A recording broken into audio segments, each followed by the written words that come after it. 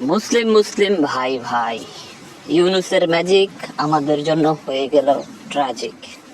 এখন হয়তো বলতে পারেন কেন বললাম এই কথা।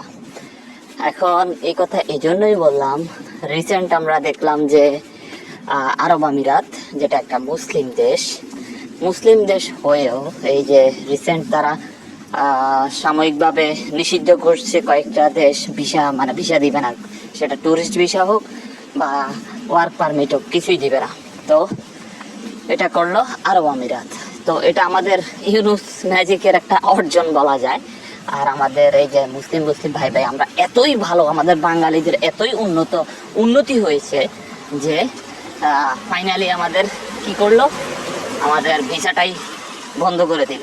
মানে এটাতে কি বোঝা গেল, ওরা কিন্তু ওই যে একটা উন্নত এমনিতে এই পর্যায়ে যায় না। আর আমাদের দেশ দিন দিন শুধু সেই কোরআন, সেই পুরানা আমলে পড়ে থাকতে চাচ্ছে, বরং দিন দিন আরো আফগানিস্তান বা পাকিস্তান হতে যাচ্ছে। এরা দেখে না এই যে দুবাই একটা ইসলামিক কান্ট্রি হয়েও কিন্তু এরা কিন্তু অনেক উপরে চলে গেছে, কারণ তাদের মানসিকতা আধুনিকতার একটু উপরে যাচ্ছে দিন দিন। তারা বর্তমান বিশ্বের সাথে তাল মিলিয়েছে। যারা আমাদের দেশ, তারা চাচ্ছে যে এই মানে দিন দিন আরো পিছিয়ে পড়ার জন্য, মানে ধর্মরে এমন ভাবে তারা কোরআনটা গিলে গিলে খাইতে চাইতেছে। তাহলে তো এই অবস্থা হবেই, নর্মাল।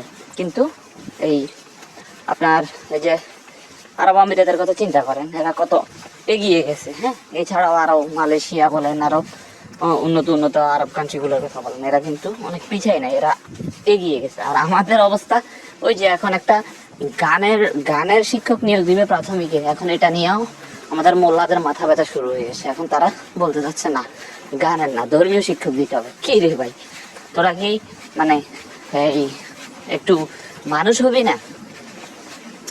যাই হোক, তো আজকের ভিডিও এই পর্যন্ত। পরে অন্য কোনো টপিক নিয়ে আলোচনা করব।